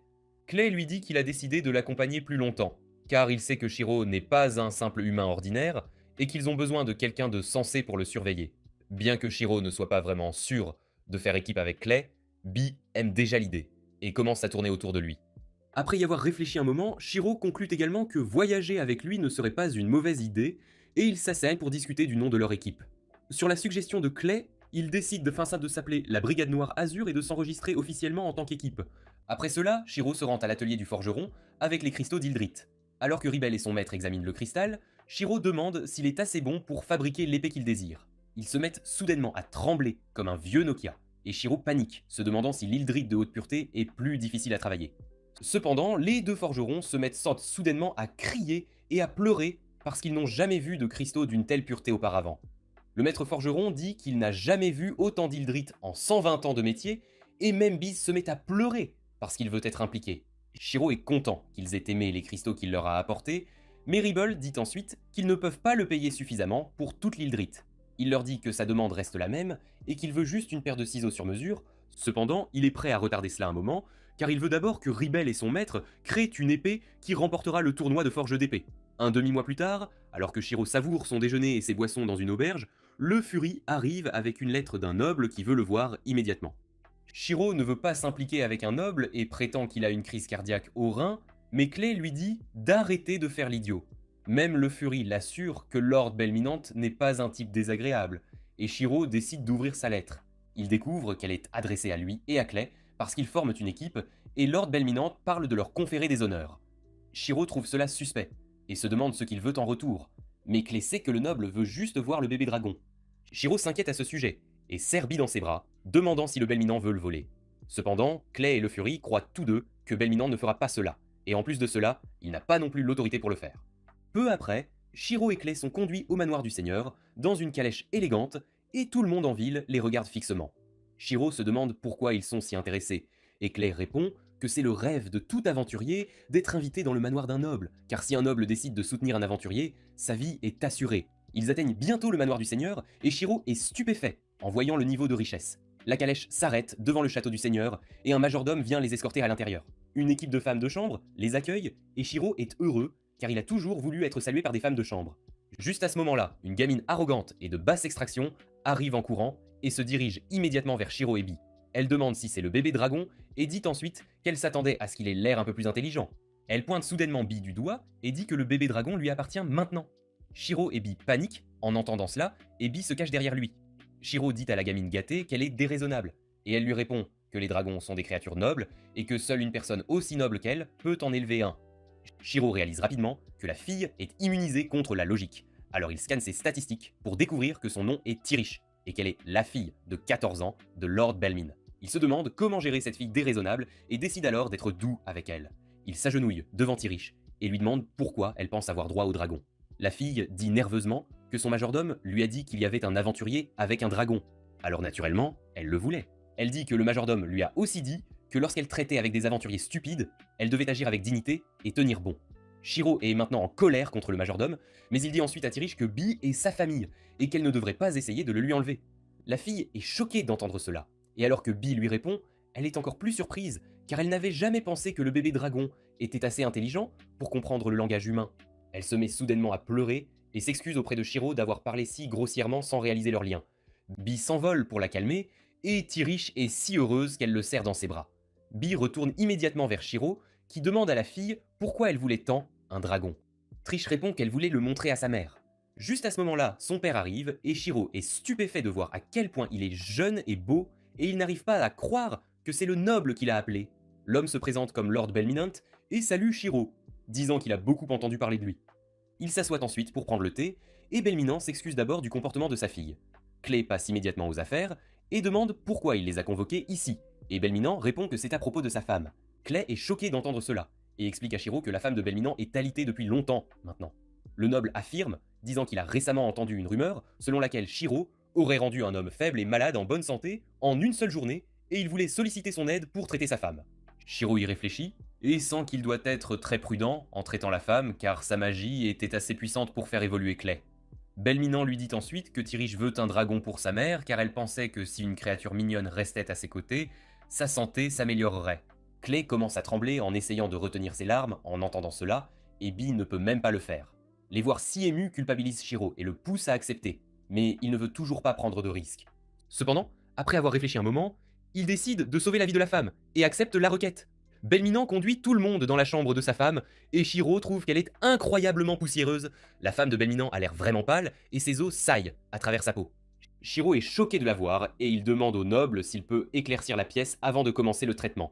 Il apprend que la femme est allergique à la lumière du soleil, alors il décide de la scanner dans la pénombre. Il découvre que son corps a suffisamment de maladies pour occuper un hôpital entier à la traiter. Il dit à Belminant qu'il peut traiter la plupart de ses symptômes, mais il y a une condition appelée empoisonnement à l'ivore, dont il n'a aucune idée. Il reste silencieux en réfléchissant à ses options, puis demande au noble s'il fait confiance à un aventurier inconnu pour la vie de sa femme. La femme a déjà abandonné l'espoir d'être guérie, et elle souhaite juste serrer sa fille dans ses bras une dernière fois. Alors Belminant décide de faire le grand saut, et demande à Shiro de sauver sa femme. Tandis que Belminant supplie de sauver sa femme mule, les larmes coulant sur son visage, Shiro accepte sa requête. Clay demande à Shiro s'il va utiliser la même méthode pour soigner la frêle dame, mais il refuse. La méthode qu'il a utilisée plus tôt consomme beaucoup de mana pour guérir le corps. Mais Mule n'a pas cela en ce moment, et elle mourra probablement s'il utilise cette méthode sur elle. Il décide de traiter ses symptômes en premier, en commençant par ses yeux faibles qui lui font mal, même si un peu de lumière du soleil entre dans la pièce. Il utilise le sort de guérison sur ses yeux, s'assurant de ne pas utiliser beaucoup de mana à la fois, ce qui la blesserait également. Après un certain temps de guérison des yeux, Shiro demande à Mule de les ouvrir. Elle ouvre doucement les yeux, et à son grand bonheur, sa vision est bien meilleure maintenant. Elle est déjà heureuse de ce résultat, mais Shiro a plus à offrir. Il sort de son sac et utilise ensuite un sort pour créer toute la pièce en une seule fois. Le puissant sort chasse toute la saleté de la pièce et ouvre les fenêtres en même temps. Alors que la lumière du soleil inonde la pièce, Belminant demande à sa femme si elle va bien, et elle se met à pleurer en disant que la lumière du soleil ne lui fait plus mal aux yeux. Alors que les deux célèbrent cette joyeuse occasion les larmes aux yeux, Shiro remarque un majordome et quelques femmes de chambre, les fixant par derrière. Il sent que quelque chose est vraiment étrange chez le majordome et dit à Belminant qu'il devrait aller parler ailleurs. Une fois arrivé au bureau de Belminant, Shiro révèle que Mule souffre de ce qu'on appelle un empoisonnement à l'ivore. Belminant réalise immédiatement que quelqu'un l'empoisonne délibérément, mais il y a quelque chose qui l'inquiète encore plus que cela. Shiro lui dit que parce qu'il ne connaît pas les détails du poison ivore, il ne peut pas guérir complètement Mule. Il demande à Belminant s'il peut obtenir l'antidote quelque part, et le noble devient déprimé en répondant qu'il n'y a pas d'antidote. Le poison ivore est un poison ancien qui était considéré comme perdu dans le temps, et la connaissance de l'antidote est également perdue. Shiro répond que si quelqu'un d'autre peut fabriquer le poison maintenant, la connaissance existe toujours, et il devrait essayer de recréer le poison pour trouver un antidote. Clay répond qu'ils ne savent même pas quels ingrédients sont utilisés pour fabriquer le poison, mais juste à ce moment-là, Belminant a une idée. Il révèle que ses ancêtres collectionnaient des documents historiques importants comme passe-temps et qu'ils pourraient contenir des informations dont ils ont besoin. Cependant, la plupart de ces documents sont dans une langue ancienne, que personne ne peut comprendre maintenant. Heureusement, ce n'est pas un problème pour Shiro, dont la compétence de traduction linguistique lui permet de traduire le texte ancien en japonais. Il ne sait toujours pas quels livres sont utiles, alors il restreint sa recherche aux mots-clés sur le poison et trouve un livre qui contient des informations sur la plante d'ivoire. Cependant, Shiro trouve cela étrange, car c'est une entrée de journal écrite par quelqu'un appelé Pola Pola, qui prétend être l'aventurière la plus mignonne de tous les temps. Shiro décide d'entrer complètement dans le personnage et agit comme une adolescente dululu gênante en lisant le journal. Selon celui-ci, Pola a trouvé un gros rocher, en forme de cheval ailé, près d'un immense lac, et à côté du rocher, il y avait des fleurs dorées étincelantes. Clay ferme immédiatement la bouche de Shiro avant qu'il ne puisse répandre davantage de pourriture cérébrale gênante, puis dit à Belminant qu'il connaît l'emplacement mentionné dans le journal. Il sort une carte et pointe un lac en dehors du territoire de Belminant qui possède une statue de Pégase. Il dit qu'il pourrait y trouver la fleur d'ivoire, mais malheureusement l'endroit est à 5 jours de voyage, même en calèche. Shiro déclare qu'ils partiront sans délai, et Belminant commence à prendre toutes les dispositions nécessaires pour cela, tandis que le majordome Intello les surveille discrètement et envoie un pigeon voyageur. Pendant ce temps, Shiro place une pierre magique de barrière à l'extérieur de la chambre de Mule, expliquant à Belminant que c'est pour protéger son épouse au cas où quelqu'un tenterait de lui faire du mal. À ce moment précis, Tirich arrive en courant et s'excuse auprès de Shiro pour son impolitesse de tout à l'heure.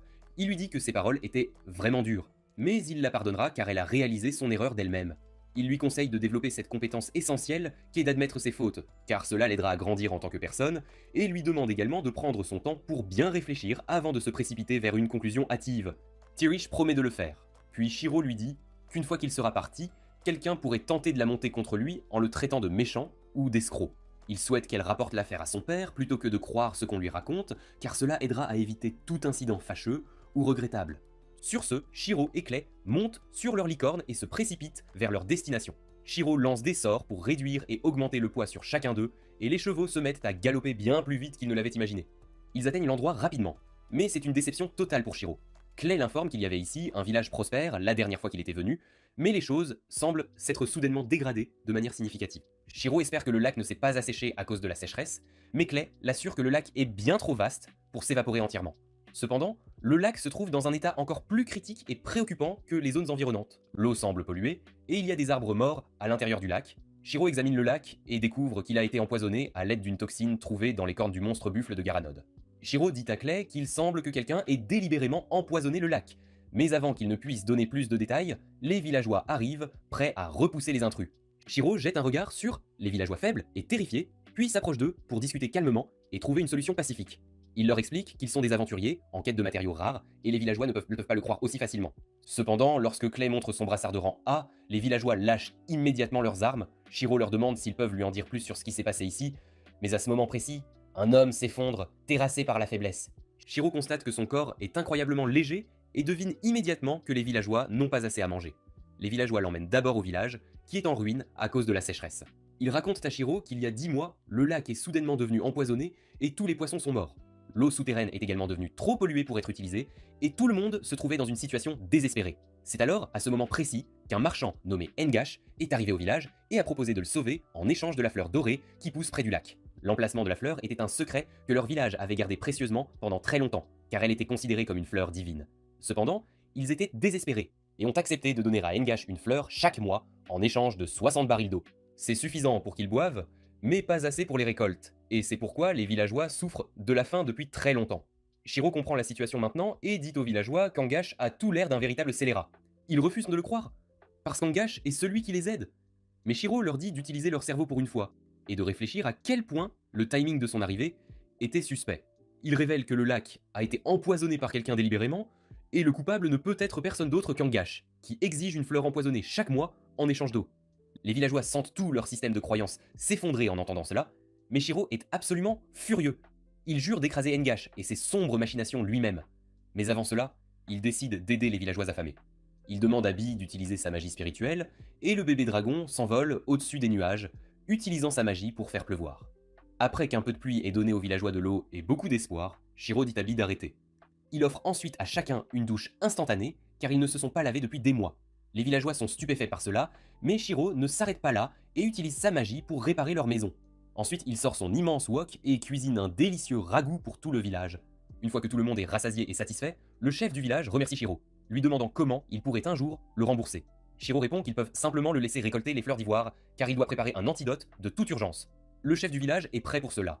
Mais alors qu'il commence à réfléchir à quelque chose, les enfants arrivent et disent à Shiro de jouer avec eux. Le chef leur dit de s'en aller car ils sont occupés en ce moment, mais Shiro lui dit que ce n'est pas grave, car il aime voir les enfants agir de manière saine et joyeuse. Il suit les enfants jusqu'à leur base secrète, qui est en fait un entrepôt pour collecter les fruits lumineux qui poussent à proximité. Le chef des enfants explique que seul le nectar des fleurs a un goût sucré, et que les fruits sont très salés, alors il les jette. Shiro essaie de voir si ses compétences peuvent trouver quoi que ce soit sur le fruit, mais seul un écran vide apparaît. Cependant, il voit un liquide brun d'apparence familière suinter des fruits, et en le goûtant, il se souvient du goût de la sauce soja qui lui avait tant manqué pendant tout ce temps. Au même moment, dans le manoir de Belminant, Tirich se précipite vers la chambre de sa mère en entendant le son d'une alarme.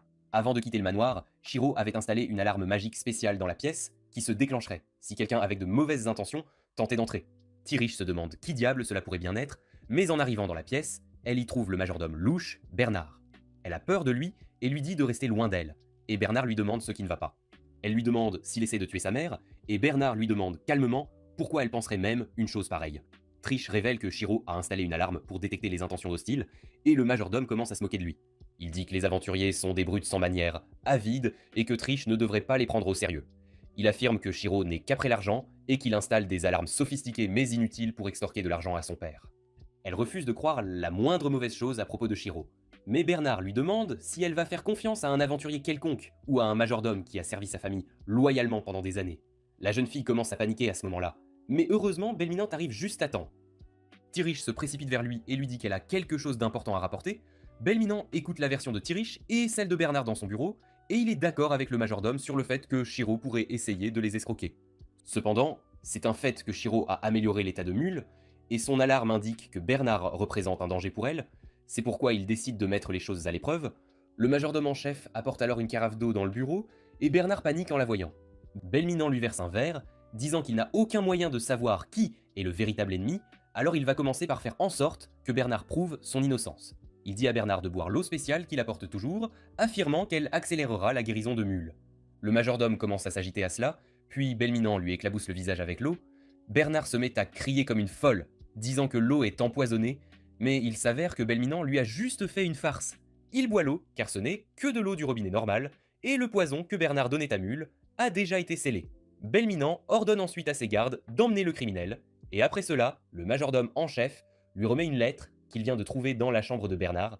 Belminant est choqué car la lettre est écrite dans un langage codé, et il réalise que quiconque est derrière cela est plutôt intelligent. Au même moment, le marchand Ngash se rend au village et commence à frapper à la porte du chef. Alors qu'un des villageois vient voir ce qui se passe, il est choqué de voir le marchand, qui prétend être là pour obtenir la fleur plus tôt cette fois-ci. Le villageois lui dit d'abord que le chef emmène des aventuriers en excursion, puis se souvient que la fleur est empoisonnée. Il dit à Ngash qu'ils ne peuvent plus le laisser la voir, et il s'avère que le marchand était préparé à cela. Il appelle immédiatement ses hommes de main, leur disant de régler les choses rapidement. Pendant ce temps, le chef du village conduit Shiro et Clay à travers une grotte secrète, les menant à l'endroit où les fleurs d'ivoire dorées poussent juste à côté de la statue d'un Pégase.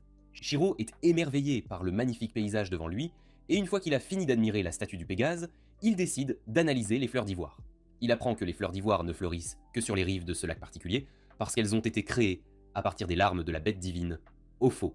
Shiro interroge le chef du village sur la bête divine et apprend que Ophel est le cheval ailé qui a protégé le village des démons du lac. Leurs ancêtres ont commencé à l'adorer, comme leur divinité gardienne depuis ce jour, et tout le monde dans le village connaît l'histoire de la fleur d'ivoire, créée à partir des larmes de Ophel. Shiro demande au vieil homme s'il est vraiment acceptable pour lui de prendre quelque chose d'une telle valeur, et il répond qu'en tant que sauveur de leur village, Shiro peut prendre autant de fleurs qu'il le souhaite. Shiro est ravi d'entendre cela, et il déterre juste une fleur, pensant que ce sera suffisant pour créer un antidote. Il commence déjà à penser à expérimenter avec le fruit de la sauce soja, mais ses pensées sont interrompues lorsqu'il entend quelqu'un crier à proximité. En quelques secondes, un villageois arrive là, essoufflé et paniqué, car le village a été incendié par le marchand Ngash. Shiro et Clay portent le chef et l'autre villageois sur leur dos, alors qu'ils se précipitent vers le village.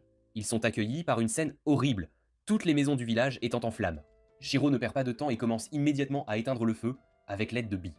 Pendant que Clay évacue les villageois, ils parviennent à maîtriser rapidement la situation, mais les maisons sont réduites en cendres au moment où le feu s'éteint.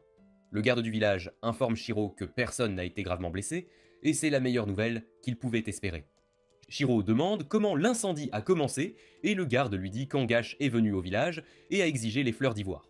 Cependant, comme il savait que les fleurs sont empoisonnées, il a refusé de les lui donner, et le marchand a dit à ses laquais de mettre le village en feu. Shiro est furieux contre le marchand maléfique quand soudain, le chef commence à paniquer parce qu'il ne trouve pas le garçon nommé Genza. Shiro se souvient de Genza comme de l'enfant qui s'était rapidement ouvert à lui, et il commence à soupçonner qu'Engash l'a pris en otage. Une vieille grand-mère le confirme immédiatement, révélant qu'Engash a emmené Genza vers le lac, alors que tout le monde paniquait à cause de l'incendie. La rage de Shiro déborde en entendant cela, et il utilise immédiatement sa compétence de recherche à portée maximale. Il localise des signaux humains dans une forteresse abandonnée à proximité, et dit à Clay qu'Engash a au moins 100 hommes de main qui travaillent bataille pour lui. Clay dit que ce n'est pas un problème en montant sur sa licorne. Mais le chef du village essaie de les arrêter tous les deux, car il est trop dangereux d'affronter Angash. Shiro l'assure qu'ils sont assez forts pour gérer le marchand et ses hommes de main, et il promet qu'il ramènera Genza en toute sécurité. Bientôt, ils atteignent la forteresse, et Bee explore la zone pour découvrir que tous les bandits font la fête. Pendant que Shiro essaie d'élaborer un plan, Clay se transforme en Kaiju numéro 8, car il ne peut pardonner au salaud qui ferait le bois à la fête après avoir kidnappé quelqu'un. Shiro comprend qu'il a de bonnes raisons d'être en colère, mais il lui dit de se calmer, car s'ils attaquent sans plan, Ganza pourrait être en danger. Shiro élabore soudainement un plan et lance un sort d'invisibilité sur lui-même et Clay. Grâce à cela, il se faufile pas tard facilement devant les deux ivrognes, puis assomme un autre ivrogne qui était venu remplir sa boisson. Clay sent que tous les bandits se sont rassemblés au-dessus d'eux, et Shiro décide de rester invisible aussi longtemps que possible, tout en s'occupant d'eux. Clay est d'accord et souligne ensuite que Shiro a rassemblé tout ce qu'il trouve dans la forteresse, ce qu'il prétend être pour trouver des preuves des crimes des bandits. Ils commencent à chercher Ganza, mais même après avoir fouillé toutes les pièces, ils ne trouvent aucun indice. Clay décide qu'il est temps pour eux de parler au principal coupable et d'obtenir de lui l'emplacement du garçon, et Shiro est d'accord. Ils atteignent la pièce où Engash et ses hommes font la fête, et l'un d'eux se met à rire en parlant de l'air pitoyable des villageois lorsque leurs maisons ont été brûlées. Un autre bandit dit qu'il était malheureux qu'il n'ait pas pu obtenir l'emplacement des fleurs, mais un troisième bandit, encore plus arrogant, répond qu'ils ont kidnappé Ganza uniquement dans ce but. Il rit, disant que maintenant qu'ils sont à la dernière étape de leur plan, ils peuvent facilement augmenter le prix du poison d'ivoire et réaliser un énorme profit. Un autre bandit lui demande comment le prix du poison sera augmenté, et l'arrogant répond qu'une fois que la nouvelle se répandra, que même quelqu'un d'aussi riche et influent que Belminant n'a pas pu sauver sa femme après qu'elle ait été infectée par le poison d'ivoire. Les gens réaliseront à quel point il est puissant. Beaucoup de gens essaieront d'obtenir du poison d'ivoire pour tuer leurs ennemis, et alors ils pourront augmenter le prix autant qu'ils le voudront. Juste au moment où le bandit finit de dire cela, une bouteille frappe l'arrière de son cou et l'assomme. C'est Engash qui a lancé la bouteille, pour rappeler à tout le monde que ce plan est top secret et qu'il ne devrait pas en parler à voix haute. Shiro et Clay entendent tout cela de l'extérieur de la pièce, et Clay dit qu'il ne peut plus contrôler sa rage. Shiro lui donne le feu vert pour faire un carnage, mais lui dit de ne tuer personne. Clay annule immédiatement l'invisibilité et détruit la porte, provoquant la panique des bandits. Clay commence à faire des ravages à l'intérieur de la pièce, assommant les bandits à chaque coup de poing, et Engash panique en voyant cela. Il dit à l'un des bandits d'apporter leur arme secrète, même si elle n'est pas entièrement sous leur contrôle pour le moment. Alors qu'Engash se demande comment tout cela a pu tourner ainsi, Shiro apparaît à côté de lui et suggère qu'il devrait d'abord éloigner l'enfant du danger. Engash pense que c'est l'un de ses laquais, alors il révèle l'emplacement de Ganza, mais quand il se retourne, il est choqué de ne voir personne autour. Pendant ce temps, Shiro se précipite vers les latrines, qui sont gardées par un seul bandit, furieux que tout le monde fasse la fête alors qu'il travaille encore. Bee se porte volontaire pour s'en occuper, et Shiro lui donne la permission. Le bébé dragon vole droit vers le bandit, traverse la porte en la brisant, et l'assomme. Shiro se précipite dans les latrines et commence à appeler le nom de Ganza, qui répond rapidement. Shiro brise la serrure de sa cellule d'un coup de karaté et le libère, et Ganza se jette dans ses bras, terrifié et toujours en pleurs. Shiro lui dit qu'ils retourneront immédiatement au village, mais juste au moment où il sort du bâtiment, il trouve les bandits qui s'enfuient en panique. Il voit un tas de tentacules s'élever au-dessus du mur de la forteresse, et il est presque certain que ce n'est pas Clay. Il arrête un bandit et lui demande ce qui se passe, et apprend que le démon du lac les a attaqués. Shiro ne croit pas entièrement le bandit, mais il décide d'aller s'occuper rapidement du monstre. Il demande à Ganza s'il peut retourner seul au village, mais le garçon est trop terrifié pour le lâcher. Shiro le réalise aussi, et demande à Ganza de s'accrocher aussi fort qu'il le peut. Il court vers la zone de combat avec une barrière autour de lui, et découvre que le démon du lac que Clay combat n'est qu'une anémone de mer de taille C surdimensionnée. Shiro scanne le monstre pour découvrir que c'est un monstre de rang B, appelé Anémone Sombre, et qu'il a été invoqué par Engash. Shiro se tourne pour faire face à Engash, qui tremble de peur sur le sol. Il supplie quelqu'un de le sauver, et Shiro Loki veut qu'il devienne de la nourriture pour monstre. Cependant, alors que le monstre attaque Engash, il utilise une barrière pour le protéger de subir trop de dégâts. Shiro décide d'arrêter le marchand et de l'interroger plus tard, et dit à Clay qu'ils doivent sortir d'ici maintenant. Clay a du mal à gérer le monstre à cause de ses tentacules sans fin, alors Shiro décide de lui faciliter le combat. Il utilise une puissante magie de glace pour geler l'anémone sombre sur place, et Clay est impressionné. Cependant, Shiro lui dit que le travail n'est pas encore terminé et qu'ils doivent écraser le cerveau du monstre pour le tuer vraiment. Clay charge immédiatement un puissant coup de poing et frappe le monstre au visage. Mais au lieu de le tuer, le coup de poing déclenche un mécanisme d'autodéfense chez le monstre. Il redresse ses tentacules gelés et les lance vers Shiro, qui n'a pas assez de temps pour créer une barrière. Il bloque d'une manière ou d'une autre l'attaque directe en utilisant son bâton, mais la force est suffisante pour le projeter, lui et Ganza, par-dessus le mur. Shiro attrape Ganza et le lance en hauteur pour que Bee puisse le rattraper, tandis que lui tombe dans le lac empoisonné. Alors qu'il commence à se noyer dans l'eau empoisonnée, Shiro pense que c'est la fin pour lui. Il sent qu'il n'a pas pu abandonner quelqu'un dans le besoin et a plutôt sacrifié sa vie. Cela ne le rend pas triste, mais il sent que maintenant il ne peut plus faire tant de choses qu'il voulait vraiment.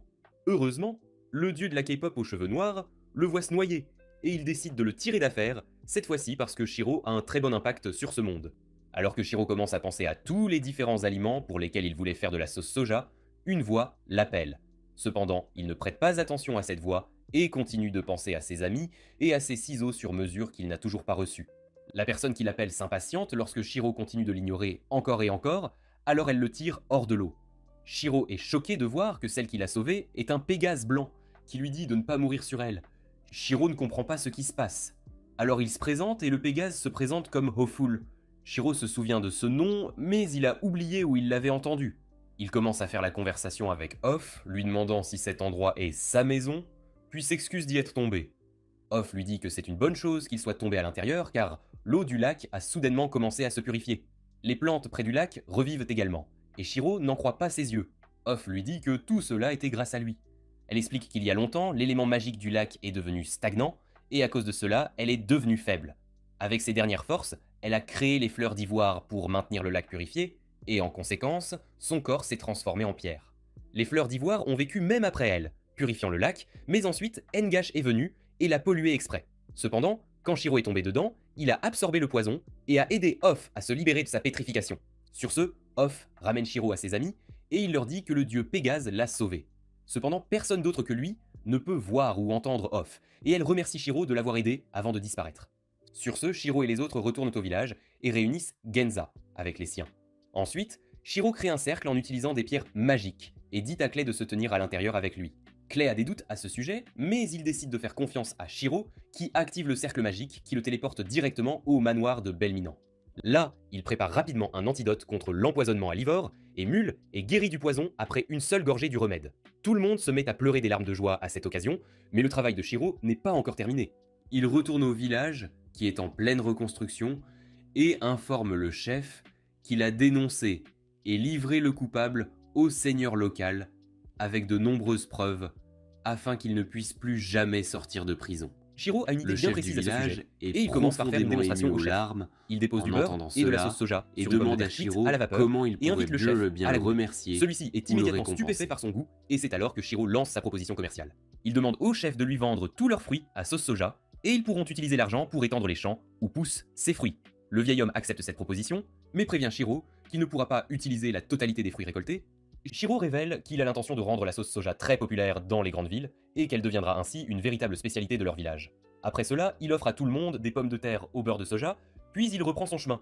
Il retrouve Clay après cela, et alors qu'ils discutent de leur mission, Off apparaît soudainement devant eux. Shiro est d'abord surpris de la voir, mais Off le choque encore plus en se transformant en une jolie jeune fille et en déclarant qu'elle va désormais rejoindre son groupe. Shiro et Clay sont complètement déconcertés par cette situation, et Clay lui demande pourquoi une déesse voudrait voyager avec un humain aussi extravagant. Off répond qu'elle a resté au même endroit pendant bien trop longtemps et qu'elle désire maintenant explorer le vaste monde. Elle pense que ce sera amusant de passer du temps avec Shiro. Et en échange, elle est prête à le laisser la monter, mais uniquement comme un cheval, tandis que Off est vraiment très enthousiaste à l'idée de ce voyage. Shiro est à peu près certain